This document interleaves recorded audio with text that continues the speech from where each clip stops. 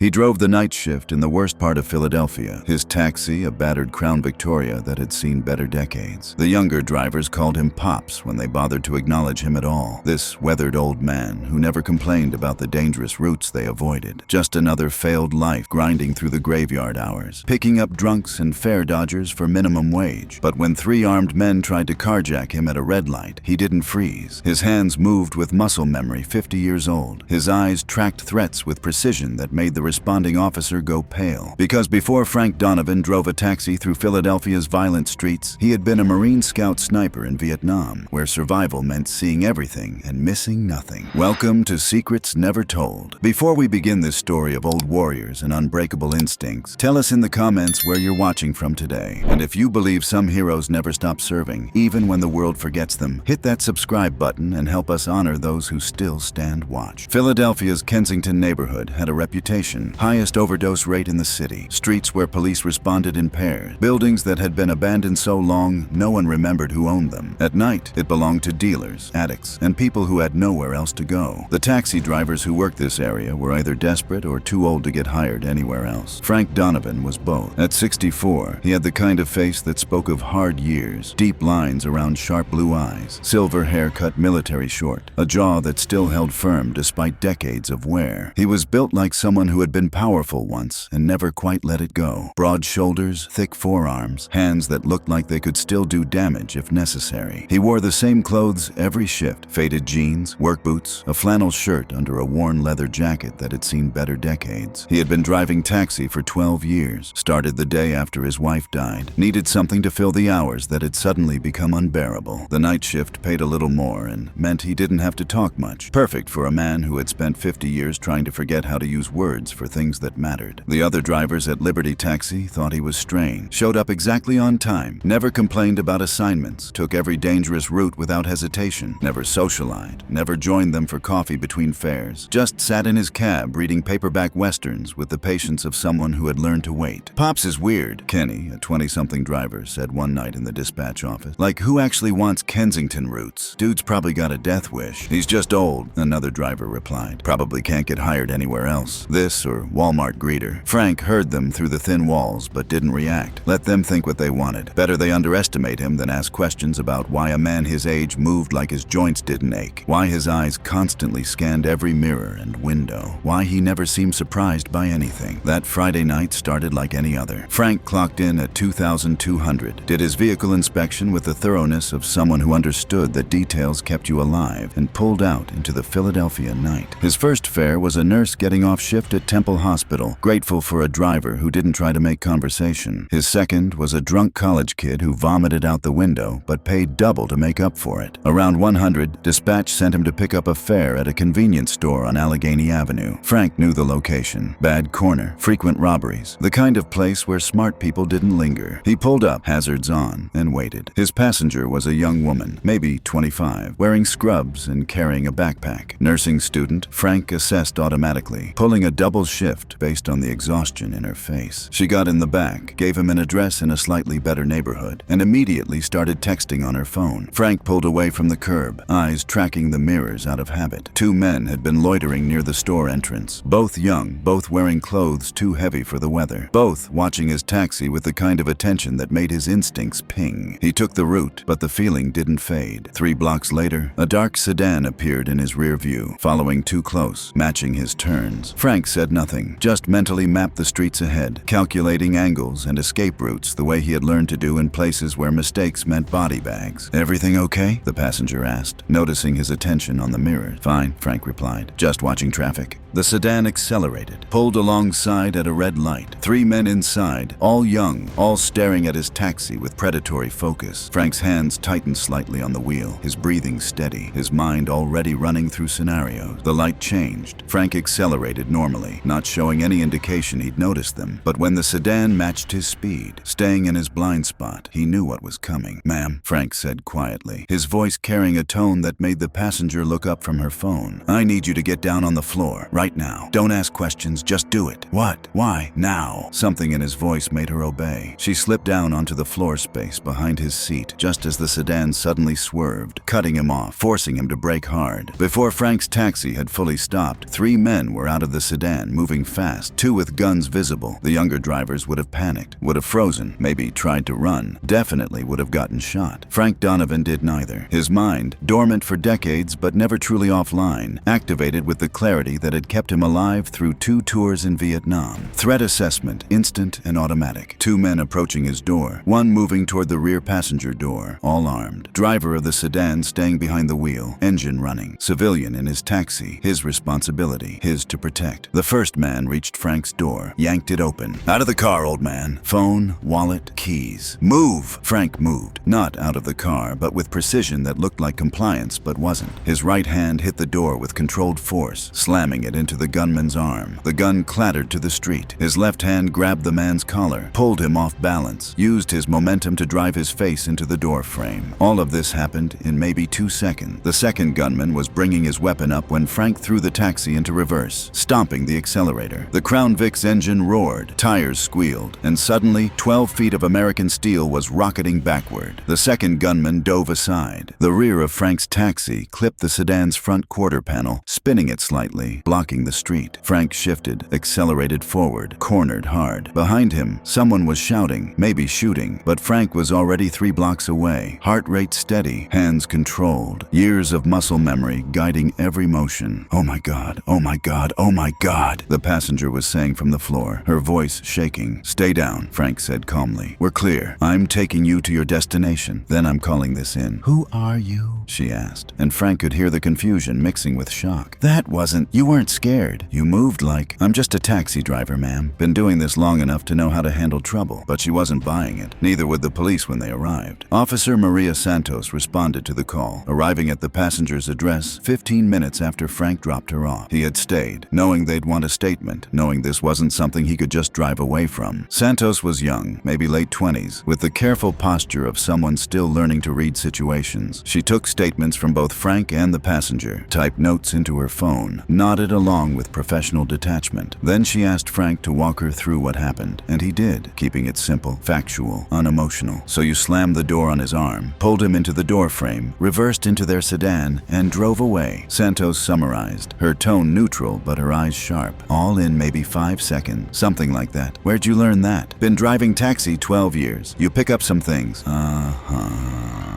Santos studied him, really studied him now, taking in the military posture he couldn't quite hide, the way his eyes never stopped scanning, the controlled calm that didn't match someone who had just been carjacked. You prior military? Frank hesitated. Long time ago. How long? Vietnam. Santos's expression shifted slightly. My grandfather served in Vietnam. Marines. He had that same way about him, always watching everything, never quite relaxed. She paused. What branch? Marines. What did you do in the Marines? Frank looked at her directly. I drove a taxi, Officer Santos. That's what I do now. That's what matters. But Santos wasn't letting it go. She stepped closer, lowered her voice. The way you moved, that wasn't regular infantry. And the passenger said you told her to get down before anything happened. Like you knew what was coming. That's not taxi driver instinct. That's combat awareness. Before Frank could respond, a detective's unmarked car pulled up. Detective James Chen, mid-40s, carrying himself with the weariness of someone who had seen too much, approached with his badge already out. Officer Santos, this the taxi driver? Chen asked. Yes, sir. Frank Donovan. Chen looked Frank up and down, then pulled out his phone, showed him a grainy traffic camera photo. This your taxi? Frank recognized the intersection, the angle. Yes, this is from 3 blocks from the initial incident. Surveillance camera caught the whole thing. Chen swiped through several photos. You disabled one attacker, reversed into their vehicle and drove away in under 4 seconds. Your taxi hit their quarter panel hard enough to disable their car. They couldn't pursue. I got lucky, Frank said. Lucky? Chen's tone made it clear he didn't believe that for a second. He swiped to another photo, zoomed in. This frame right here. This is you looking in your rearview mirror 2 blocks before the attack. Your eyes are locked on their sedan. You knew they were following you. Frank said nothing. Mr. Donovan, I've been working this precinct for 15 years. I've seen hundreds of carjackings, robberies, assaults. Normal people freeze. Taxi drivers hand over over the keys. They don't execute tactical defensive driving maneuvers that I've only seen in police pursuit training. Chen paused. So I'm going to ask you once, straight up. Who are you? Frank looked at the detective, then at Officer Santos, then at the passenger who was watching from her doorway. All of them waiting for an answer that would make sense. Frank Donovan, taxi driver, Marine Corps veteran. That's all you need to know. What did you do in the Marines? Chen pressed. Frank was quiet for a long moment. He had spent 50 years not answering that question. 50 years keeping the past buried where it belonged. But something about these two cops, something about the way they were looking at him with respect instead of suspicion, made him tired of hiding. Scout sniper, Frank said quietly. 2nd Battalion, 5th Marines. 2 tours, 1969 to 1971. The words hung in the night air. Santos's eyes widened slightly. Chen just nodded slowly, like something had clicked into place. Scout sniper, Chen repeated. That explains the awareness. You spotted them tailing you before they made their move. Old habits, Frank said. How many? Santos asked. And when Frank looked confused, she clarified. Confirmed kills. I've read about scout snipers. My grandfather said they were the ghosts. You saw everything, missed nothing. Frank didn't answer that question. Some numbers you didn't share with people who hadn't been there. Chen was looking at his phone again, scrolling through something. We've had 17 carjackings in Kensington in the past month. 3 taxi drivers hospitalized, 1 killed. You're the first one who fought back successfully. I'm not a hero, Frank said flatly. I just didn't want to die tonight. What you did kept that passenger safe, Santos said. She goes home to her family because you didn't panic. She was in my care, Frank replied. And something in the way he said it, the weight of responsibility, the absolute certainty, made both cops understand. This wasn't about heroics or glory. This was about a man who had been trained 50 years ago to protect people, and that training had become part of who he was, permanent as bone. They took his statement, gave him a case number, told him someone from Major Crimes would follow up. The 3 attackers had been caught 2 blocks away, their disabled sedan making escape impossible. They'd be processed, charged, probably out in a few years because that's how the system worked. Frank got back in his taxi, checked the rear quarter panel where he'd hit the sedan. Some cosmetic damage, but nothing that would stop it from running. He radioed dispatch, told them he was back in service, and pulled out into the night. But word travels fast in both law enforcement and the taxi world. By morning, every driver at Liberty Taxi knew that Pops had taken down 3 armed carjackers. By afternoon, the story had spread to other taxi companies, to the police union, to the veteran community that existed quietly throughout Philadelphia. When Frank showed up for his shift that night, the dispatch office fell silent. Kenny, the young driver who had mocked him the day before, stared like he was seeing Frank for the first time. Pops, Kenny said hesitantly, is it true? You really took out 3 guys? I drove away from a bad situation, Frank replied, signing the vehicle checkout sheet. They said you were a Marine, a sniper, long time ago, but that's why you... Kenny trailed off, piecing it together. That's why you never complain about Kensington runs. You're not scared. I'm always scared, Frank corrected quietly. Fear keeps you alive. I just learned not to let it control me. He took his keys and walked out, leaving behind a room full of drivers who suddenly understood that the old man they dismissed had been protecting them all along, taking the dangerous routes so they didn't have to. Over the next week, Frank became something of a minor celebrity in the Philadelphia taxi world. Drivers who had never spoken to him started asking about his service, about Vietnam, about what it was like. Some were genuinely curious. Others just wanted a story to tell. Frank deflected most of it, gave short answers that didn't invite follow-up, tried to return to the anonymity he preferred. But anonymity was gone. Passengers recognized him from the news, thanked him, asked questions. Other cabbies radioed him when they had trouble, knowing he'd respond if they needed help. Dispatch started routing difficult calls to him automatically. And then Detective Chen called. Mr. Donovan, this is James Chen. I have a situation I'd like your input on. Frank didn't ask questions, just agreed to meet at a coffee shop near the precinct. When he arrived, Chen was waiting with another man, late 50s, wearing a suit that said federal agent even without the badge. Frank Donovan, this is Special Agent Marcus Webb, FBI, Chen introduced. He wanted to talk to you about something. Webb shook Frank's hand, his grip respectful. Mr. Donovan, I've been reviewing your service record. Impressive doesn't begin to cover it. Distinguished Service Cross, 2 silver stars, 4 purple hearts. That was a long time ago, Frank said carefully. I'm not here to dig up the past, Webb assured him. I'm here because we have a situation where your particular skill set might be relevant. Webb pulled out a tablet, showed Frank a surveillance photo. 3 days ago, someone shot at a federal witness from a distance of approximately 400 meters. Single shot, missed by inches, and the shooter was never found. We've had 2 similar incidents in the past month. Long range, precise, professional. Sounds like you have a sniper problem, Frank observed. We do, and we don't have anyone with enough experience to track him. The Bureau's sniper instructors are all younger generation, trained in the modern era. But this shooter has a methodology that feels old school. Vietnam-era tactics. Your era. Frank studied the photo, his mind automatically analyzing angles, sightline, escape routes. Even after 50 years, the training was still there, perfect as the day it had been beaten into him. What do you want from me? Frank asked. Consult. Look at the sights. Tell us what you see that we're missing. Help us understand how this guy thinks. Frank should have said no, should have walked away, returned to his taxi, stayed invisible. But he looked at the photo again and saw something that made his blood run cold. A rooftop angle that he recognized because he had used similar positions in Hue City, in Da Nang, in a dozen other places where elevation meant advantage. I'll look, Frank said, but I'm not FBI. I'm not law enforcement. I'm a consultant, and this doesn't leave the investigation. Deal, Webb agreed immediately. Over the next week, Frank visited 3 shooting sites with Webb and Chen. At each one, he pointed out things they had missed. The sniper's probable position based on wind patterns and sight lines. The escape route he would have used. The mentality behind choosing that specific location. He's military, Frank explained at the 3rd site, standing on a rooftop and looking down at where the shot had come from. Probably Marine Scout sniper, maybe Army Special Forces. He's using techniques that haven't been taught in decades. Prioritizes concealment over comfort. Chooses positions that are hard to reach but easy to leave. How do we catch him? Chen asked. You don't, Frank replied. He's too good, but he's also predictable if you understand the methodology. He'll choose locations that feel safe to him, that match his training. Urban environments with multiple exit points. I can give you a list of probable sites based on his previous patterns. Frank did. The FBI set up surveillance. 2 days later, they caught the shooter preparing for another attempt. Former Marine, dishonorably discharged 15 years ago, hired by organized crime to eliminate witnesses. He never got the shot off. Webb called Frank personally to thank him. You were right about everything. Location, tactics, mindset. We couldn't have caught him without you. Glad I could help, Frank said, and meant it. There's more work like this if you want it, Webb offered. Cases where your experience would be invaluable. Frank thought about it. Thought about driving taxi through dangerous streets, picking up strangers, filling empty hours with meaningless routine. Then he thought about using skills he had tried to forget, making them matter one more time. I'm still driving taxi, Frank said, but if you need me, call. 6 months later, Frank Donovan was still driving the night shift through Kensington, still wore the same clothes, still took the dangerous routes. But now he consulted for the FBI twice a month, helped train police sniper teams, and occasionally gave talks at the Marine Corps recruiting station about what it meant to serve. The other taxi drivers treated him differently now, not with mockery or dismissal, but with respect. When new drivers started, the veterans pulled them aside and said, "You see that old guy? That's Pops. He's a Marine Scout sniper. Took down 3 carjackers with his bare hands. You're in trouble, you call him first." Frank neither confirmed nor denied these stories, just drove his taxi, watched his mirrors, and remembered that some responsibilities never ended. You protected people because that's what you trained to do. You stayed alert because complacency killed. You served because it was who you were, not what you did for recognition. One night, a young Marine in dress uniform got into his taxi, heading to the airport for deployment. Frank saw the infantry insignia, the fresh-faced nervousness of someone heading to war for the first time. "First deployment?" Frank asked. "Yes, sir. Afghanistan. I'm scared." "Good," Frank replied. "Fear will keep you alive. Just don't let it paralyze you." "Were you military?" the Marine asked. "Long time ago." "What branch?" "Marines. Scout sniper." The young Marine's eyes widened. "Seriously?" "I've heard about Scout snipers. You guys were legend. What was it like?" Frank drove in silence for a moment, thinking about rice paddies and jungle canopy, and the weight of being 19 years old with a rifle that could kill at 1,000 yards. Thinking about friends who never came home, about shots he took and shots he didn't, about 50 years of carrying memories that never quite faded. "It was necessary," Frank said finally. "And when you come back, when your time is done, remember that serving doesn't end when the uniform comes off. You find ways to keep serving, even when no one's watching, even when no one remembers. That's what matters." The young Marine nodded, understanding more than the words, understanding the weight behind them. Frank dropped him at the airport, refused payment, and drove back into the Philadelphia night. Back to Kensington, back to the dangerous streets, back to watching over people who would never know they had a 64-year-old Marine Scout sniper making sure they got home safe. Some heroes wear uniforms. uniforms. Others wear flannel shirts and drive battered taxis. Some serve when the world is watching. Others serve in the quiet hour when no one's counting, when the only recognition is the knowledge that someone made it home because you were there. Frank Donovan was both, and he would keep driving, keep watching, keep protecting until the day he couldn't anymore. Because that's what Marines did. That's what snipers did. That's what men who understood responsibility did. Have you ever met someone whose past was written in the way they moved, the way they walked, the way they protected without asking? Share their story in the comments. Sometimes the most dangerous men are the quietest ones, and the real heroes drive taxis through the night, making sure strangers get home safe. Subscribe to Secrets Never Told for more stories of hidden warriors and unbreakable duty. Where are you watching from tonight? Drop your city in the comments. And if you've ever met a veteran who never stopped serving, who protected without asking for recognition, share their story below. Let's make sure their sacrifice isn't forgotten.